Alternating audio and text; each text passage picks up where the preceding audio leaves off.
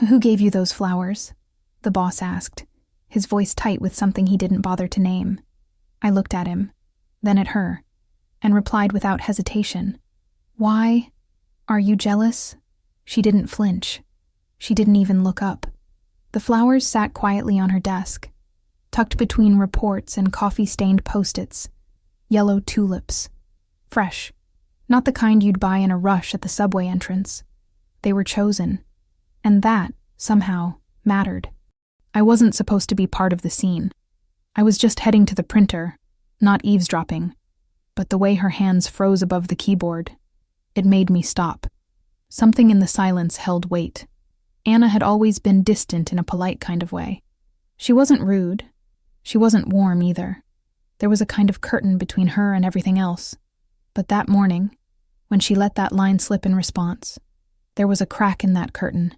And in that crack, something stirred.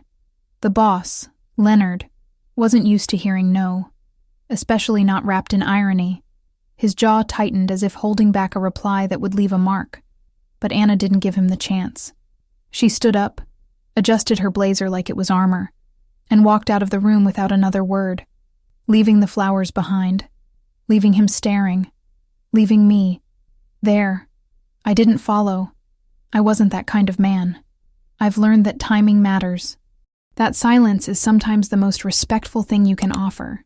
But I did glance at the tulips. One of them had a small tear along its petal. Imperfect, but still bright. The rest of the day unfolded in muted colors. Emails, meetings, coffee that tasted like burnt paper. But her voice lingered in my mind, replaying without permission. Late afternoon, I found myself alone in the break room. She walked in just as I poured the last cup of lukewarm coffee. Her hair was tied loosely now. The tension of the morning melted into something quieter. Her eyes didn't meet mine immediately. "Sorry you had to see that," she said, reaching for a cup that wasn't there. "It's okay," I replied. "Coffee's awful today anyway." A small laugh escaped her lips. Not forced, not full, just enough to shift the air. She leaned against the counter, arms crossed, as if holding herself together. I didn't press. Instead, I stepped aside and let the silence rest between us. "You ever say something just to see how it feels out loud?" she asked after a beat. "Yes," I said, "but not often." She nodded, as if confirming something to herself. Then she looked at me, really looked at me, and for the first time I saw it, the fatigue under her strength, the hesitation hiding behind sarcasm, the need to be seen, not as a problem to fix, but as a person holding too much. "Those flowers," she said, eyes dropping. "They weren't from who he thinks." I figured. "Then why didn't you ask?" "Because it didn't matter. Not to me." Another silence. But this one had a different shape. "Do you think he was jealous?" she asked. "I think he didn't like not being in control." She tilted her head, studying me. "And you? Do you need control?" "No," I said. "I just like to understand the weather before I walk into the storm." This time, her smile reached her eyes. Brief, but there. The microwave beeped in the corner, startling the moment into retreat. She straightened up, picked up a bottle of water, and nodded before leaving. That night, I thought of her again. Not because of the flowers, not because of Leonard, but because of the way she asked, without asking, if someone could hold space for her without trying to fill it. And for the first time in a long time, I wanted to be that space. The next morning, the office moved with its usual mechanical rhythm. Keyboards clicking, printers humming, voices low and clipped. But something in the air had shifted, almost imperceptibly. Anna walked in exactly on time, not a minute early, not a second late. The tulips were gone from her desk. I noticed, though I didn't look long. She moved like someone who had things under control, but her hands fidgeted slightly when she thought no one was watching. I kept my distance. Familiar, polite distance. Around mid-morning, the coffee machine sputtered again. Old, unreliable, like most things in that break room.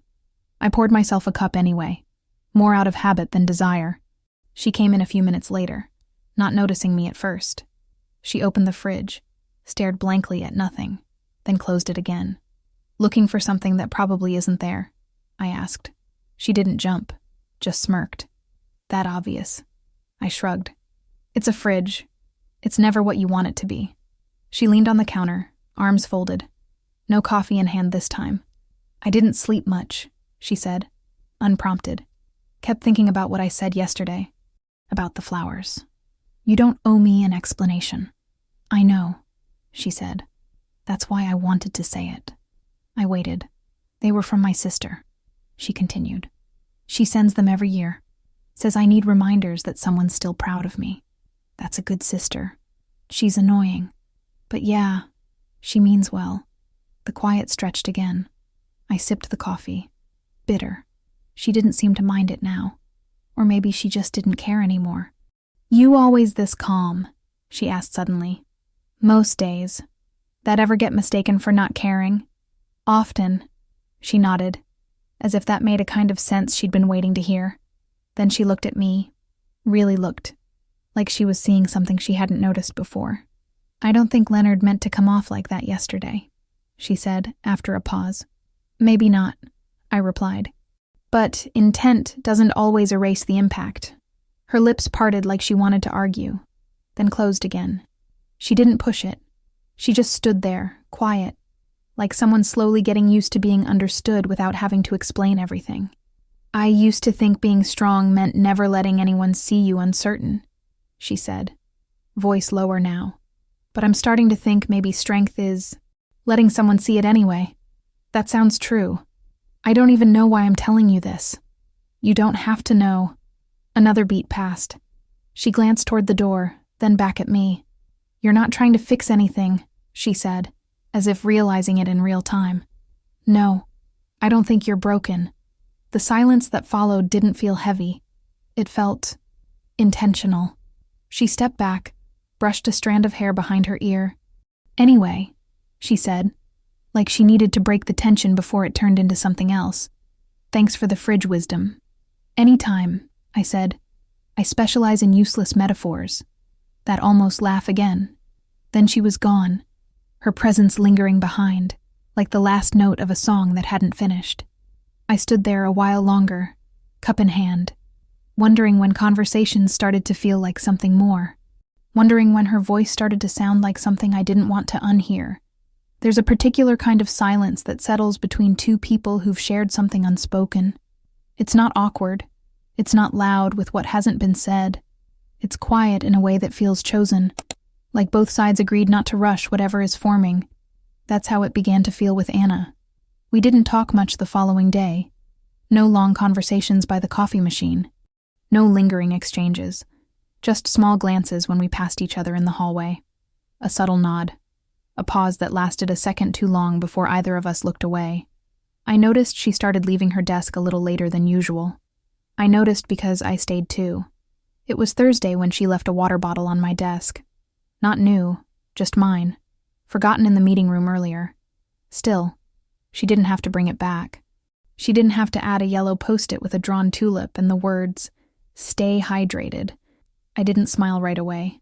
I read it 3 times, like it might change if I looked long enough.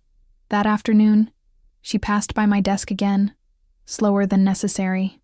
I didn't say anything, just nodded toward the bottle and the note. She didn't stop, just said, "Don't think I'll make a habit of babysitting you. I didn't ask you to." Good, but her voice was softer than usual. No bite, just breath. I watched her walk away, not to memorize her, but because something in the way she moved told me she wasn't used to being noticed unless she was performing. I knew that feeling. I started leaving early on Fridays, but that week I stayed until the office emptied out. She was still typing when I passed her desk on my way out. I paused, not out of curiosity, out of habit. "You heading out?" she asked without looking up. "Yeah." "You okay?"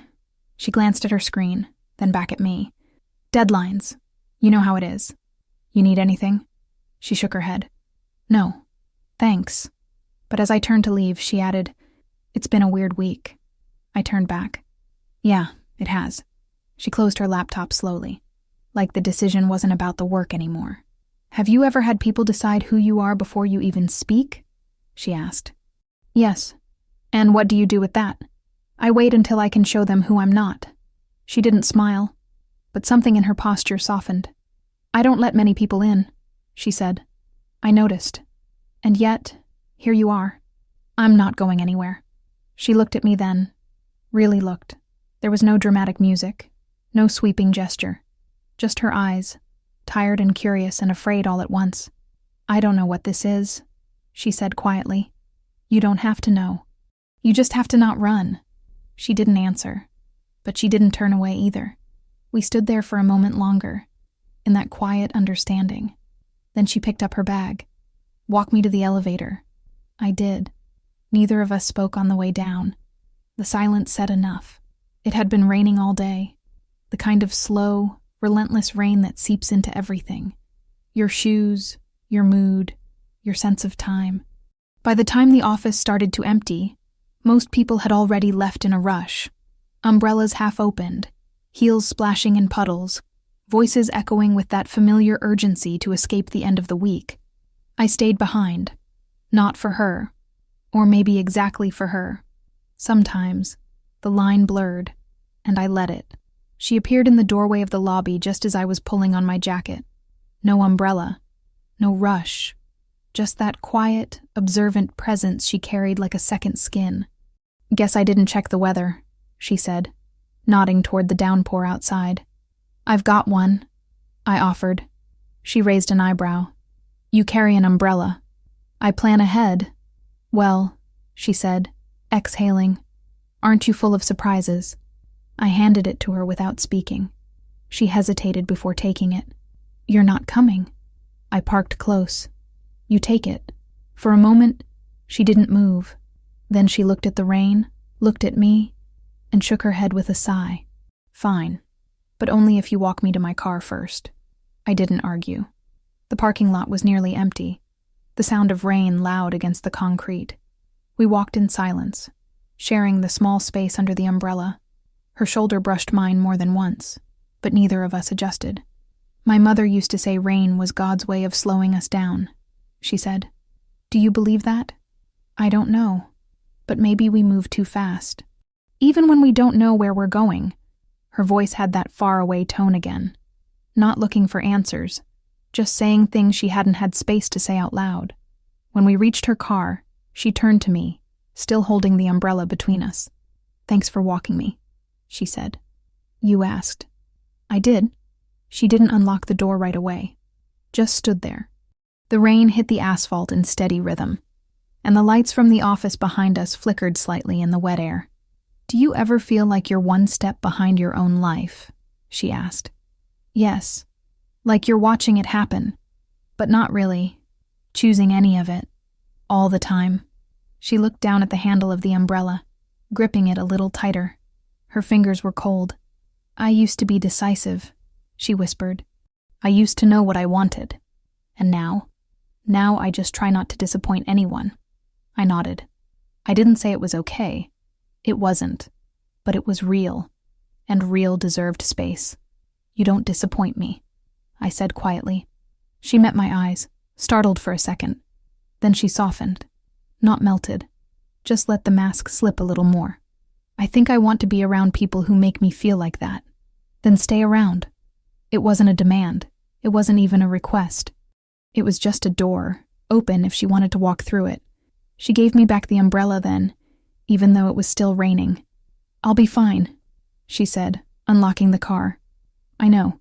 She got in, started the engine, and rolled down the window just a crack. Benjamin. Yeah? Thank you for not rushing me. The window rolled back up, and she drove off, the tires splashing through shallow water.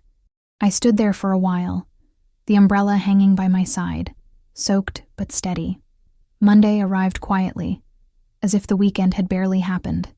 The office was cold with that particular stillness that comes after too many things are left unsaid. People returned to their desks, to their tasks, to the comfortable rhythm of avoidance. I found my seat the way I always did, without rush, without expectation. Anna wasn't there yet. It wasn't unusual, but I noticed. I always notice now. When she finally came in, her eyes were puffy in a way that concealer couldn't hide. She didn't say good morning, just sat down and opened her laptop, fingers trembling slightly against the keys. Something was different. Not loud, but not small either. Around mid-morning, there was a crash. It came from the corridor near the break room. I stood instinctively, as did a few others, but I reached her first. She was crouched on the floor, gathering the scattered pieces of what had once been a ceramic vase, the one she kept near her desk with a single dry stem. Not decorative, personal. "I'm fine," she said before I could speak. Her voice was too calm to be honest. "You're bleeding," I said quietly. She looked down. A thin red line ran across her palm. Nothing deep, but it was enough. She tried to wave me off, but I crouched beside her, careful not to crowd her. "I've got it," she whispered, frustration flaring behind her words. "I know," I said, reaching for a paper towel from the counter. "Let me help anyway." We cleaned up the shards in silence. No one else lingered. Just us, crouched in the quiet aftermath of something too symbolic to name. When it was done, I handed her a bandage from the emergency drawer. She took it wordlessly, wrapping her hand with more precision than I expected. I stayed close, but not too close. Finally, she sat on one of the stools, the broken vase now just a plastic bag of pieces in the trash. "It wasn't an accident," she said suddenly. I waited. I knocked it over on purpose. Still, I said nothing. I bought it the day I moved out. First thing I ever chose without someone else's opinion. It was ugly, but it was mine. "Why now?" I asked. She looked at me, eyes rimmed with the kind of exhaustion that didn't come from lack of sleep. "Because I think I'm done holding on to things just because I chose them once." I sat beside her. The hum of the fridge was the only sound for a while. "You don't have to keep what you've outgrown," I said. Her breath caught, just slightly. She didn't cry, but her fingers curled around the edge of the counter like she needed to hold on to something that wasn't breaking. "I don't want to be this person anymore," she said. "You don't have to be. And if I don't know who the next version is yet, then you figure it out slowly, without rushing, without proving anything." She looked at me, and for the first time, there was something like hope in her expression. "I don't know why I keep talking to you, because you don't have to pretend with me." That silence again, the kind that doesn't need filling. Before she left the break room, she paused at the door and said, "Thanks for showing up. Even when I make it hard." "You don't make it hard," I said. "You make it real." She nodded once and walked away, leaving a trail of something behind her I couldn't name, but I knew I'd keep following. It was almost noon when I got her message. "Hey, are you around?" Simple, unassuming. But it wasn't like her. Not the Anna I'd met. Not the version of her that guarded time like a fortress. "I am," I wrote back. "Everything okay?" A few minutes passed. Then another message. I just didn't want to be alone. Not in the dramatic way, just in the practical sense. I didn't ask for details. I didn't ask for reasons. I just offered what I had. "There's a cafe 2 blocks from me. Quiet, terrible coffee, decent pie. Want to meet there?" She said yes. When I arrived, she was already sitting by the window, hands wrapped around a chipped mug like she needed the heat more than the drink. She didn't look up right away when I approached, just exhaled slowly and said, "Thanks for not asking questions. I brought low expectations," I said, "in case the pie is worse than I remember." That earned a small smile, not bright, but sincere. We sat in silence for a while, the kind that stretches but doesn't strain. I ordered coffee. She didn't stop me. When the waitress brought it, Anna added cream and stirred it slowly, like it gave her something to do. "I woke up today and realized I didn't have anyone to text," she said. "Not for something small, not without a reason. You had me." She nodded, not looking surprised, just reassured. "Is that weird?" she asked, "to want company without needing it?" "No," I said. "It's human. We didn't talk about work. We didn't talk about Leonard, or the office politics, or broken vases. We talked about books we didn't finish, and music that made long drives easier. about how she used to dance in the kitchen before the silence got too loud, about how I used to sit on the fire escape just to feel like I wasn't boxed in. She told me her mother once said you should never date anyone who makes you feel small on your worst days, that she'd forgotten that advice once, that she wouldn't again. "I'm not looking for a rescue," she said quietly. "I don't want to be anyone's project." "You're not," I said. "You're a person, not a puzzle." Her shoulders relaxed slightly. She picked at the crust of her pie, then pushed the plate toward me. "Help me finish this. It's terrible." I took a bite. We stayed there for almost 2 hours. No plans, no timeline. Just two people sitting side by side in a world that didn't ask us to perform. As we stood to leave, she hesitated by the door. "This was good," she said. "Not the pie, just this." "Yeah," I said. It was. I think I needed to remember that I can exist with someone without it being complicated. Maybe the good things don't have to be complicated. She met my eyes, and something unspoken passed between us. Not a promise, not yet, but a shift. A thread tightening. We walked out into the street without touching, without looking back. The day hadn't changed, but something in us had, and for the first time in a while, she walked beside me without her armor. The following week passed quietly. No sudden changes, no dramatic conversations, just a continuation of something that had started to breathe on its own. I didn't see her every day, but when I did, she greeted me with that soft half-smile she seemed to reserve for things she hadn't quite decided to trust yet. By Thursday, I'd found myself walking past a small flower shop near the train station. I'd passed it 100 times before, never once stepping in. But that day, I stopped. I didn't know exactly why. Maybe it was the way the windows fogged up slightly from the warmth inside, or the way the violets near the front seemed to lean into the light without apology. I bought a plant, not a bouquet, not flowers that would die in days, just a simple pot with something green and quiet growing in it. It wasn't a statement, it was a gesture. I left it on her desk before she arrived. No note, no explanation, just the plant. Small, unassuming, and alive. She found it about 20 minutes later. I was across the room, pretending to look busy. She picked it up gently, touched one of the leaves. Then she turned her head, eyes scanning until they met mine. She didn't smile. She didn't need to. Later that day, she stopped by my desk, stood there for a moment like she wasn't sure how to begin. "You know I kill every plant I've ever owned," she said.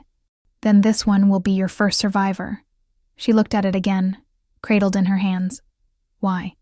"I thought you might like something that grows." She nodded slowly. "It's simple. I think the best things are." She didn't leave right away, just stood there, the quiet between us filling with something heavier than air.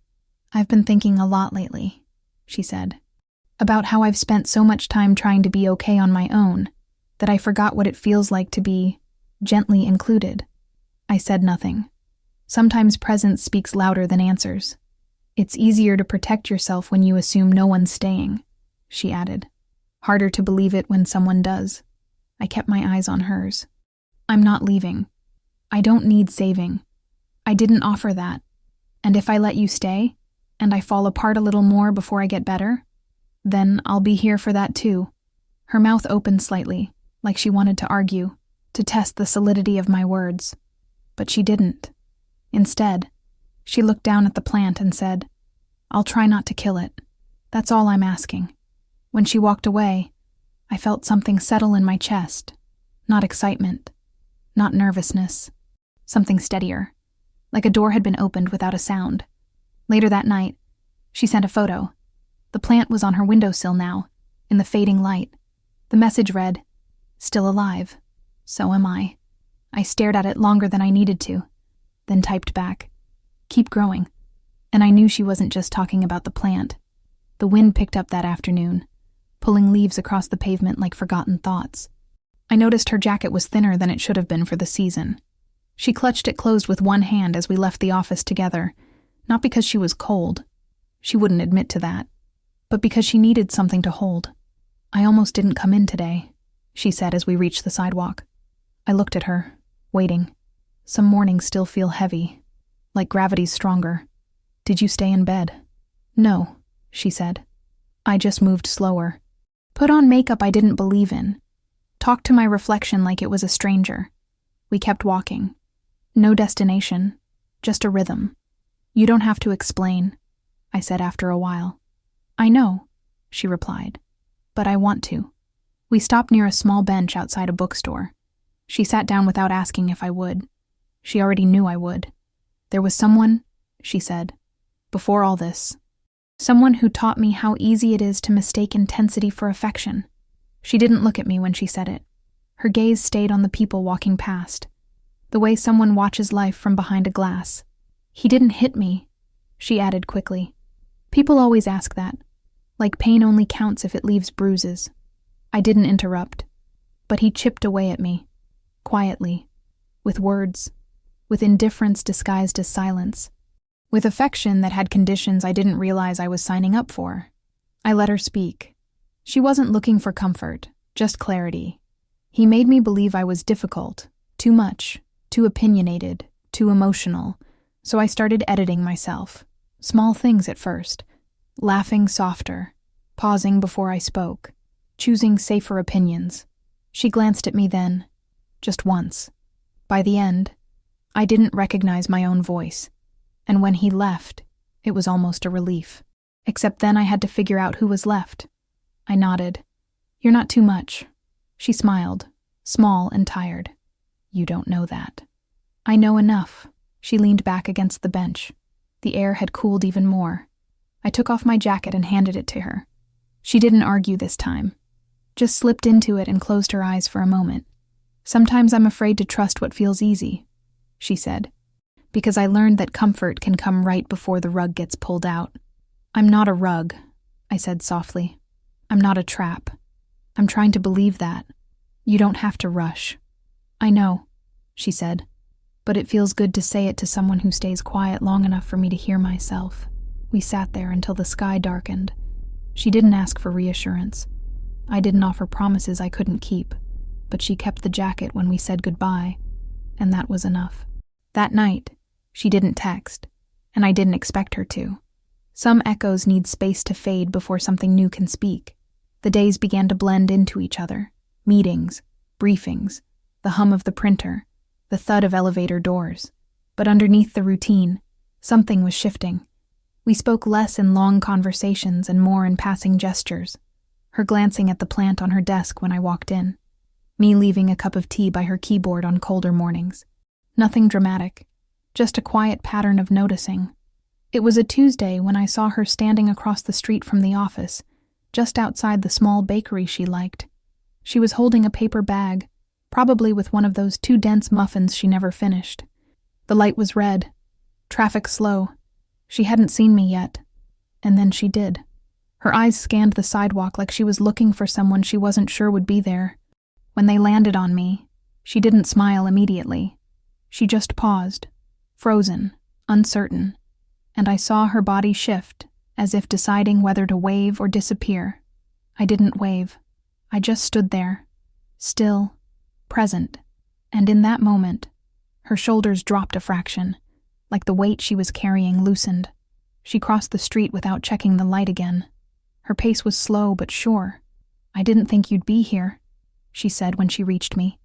I always pass by around this time. She looked at the bag in her hand, then back at me. I didn't mean to look for you. You did. A beat passed. She didn't deny it. I woke up anxious, she admitted. No reason.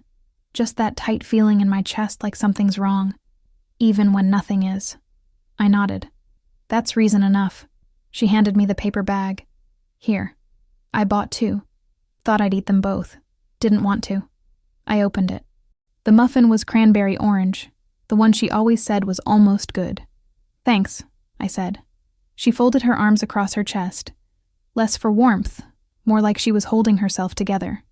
I'm learning, she said, that some people show up without asking for a version of me I'm too tired to pretend to be. You don't owe me anything, I said, but I want to offer something. That's the difference. I didn't reply. She wasn't looking for a response. We stood there as the city moved around us. Horns, footsteps, the rustle of wind through traffic lights. She didn't fill the space with chatter, and I didn't try to define what this was. I used to think love had to feel like drowning, she said softly, like being consumed. But this, she looked at me again, not searching this time, just seeing. This feels like breathing. We started walking, not toward the office, not with a plan, just side by side, our steps adjusting to match each other's. The paper bag crinkled in my hand, warm with the weight of something simple. We didn't talk much after that. We didn't need to. Sometimes the most meaningful thing you can say is nothing. Just stay where you are, and let someone find you there. The office felt heavier than usual that morning. Not with tension, exactly, more like anticipation, as if something had been waiting in the corners, watching us inch closer to a line neither of us had named. Anna's desk was different, cleaner. The plant I'd given her was there, still alive, a little taller. A folded scarf rested beside it, the one she always wore when she needed comfort, but never admitted it out loud. I was heading to the break room when I heard Leonard's voice. Sharp, clipped, unmistakably irritated. "Who gave you those flowers?" I paused just outside the doorway. There they were, on her desk. Not tulips this time. Simple white chrysanthemums in a clear glass jar. Deliberate, unapologetic, alive. Anna didn't flinch. Her voice was low, calm. "Why? Are you jealous?" The silence that followed was a wall. Solid. Leonard didn't respond. Or if he did, I didn't hear it. I stepped back before anyone noticed me standing there. She joined me 10 minutes later in the break room. No expression, just quiet footsteps and the same mug she always used. She didn't say anything until the coffee finished pouring. "He hates not being the center of the room," she said. I didn't ask who she meant. "I didn't bring the flowers," she added, as if offering me something fragile. "I know." She sat across from me, both hands around the cup. "But I didn't stop them from showing up either. I didn't expect you to." She looked down at the coffee, then at me. I used to think every decision had to be loud, big, like proof of something. And now I think the important ones are quiet, barely visible from the outside. We sat there for a while. The hum of the fridge, the distant clatter of keyboards. A normal day, with something unspoken stitched between each breath. "I almost told him they were from you," she said eventually. "Why didn't you?" "Because it wasn't about him. It was about me knowing." "Knowing what?" "That I chose this. You. Whatever this is." I nodded. "I'm here." "I know," she said. "And I don't feel small around you, even when I'm unsure." She reached into her bag and pulled out a folded napkin. Inside it, half a muffin, cranberry orange again. "I saved it," she said. "I thought maybe you'd want the other half." I took it without speaking, broke off a piece, ate it slowly. Outside the window, the wind moved the trees. A normal day, a quiet room. But inside that silence, a decision had been made. Nothing dramatic, nothing shouted, just a quiet shift in gravity. She didn't ask me to promise anything. I didn't ask what we were now. But when she stood to leave, she touched my shoulder briefly. And in that one simple touch, I felt everything she wasn't ready to say yet, and I knew I'd wait, for as long as it took.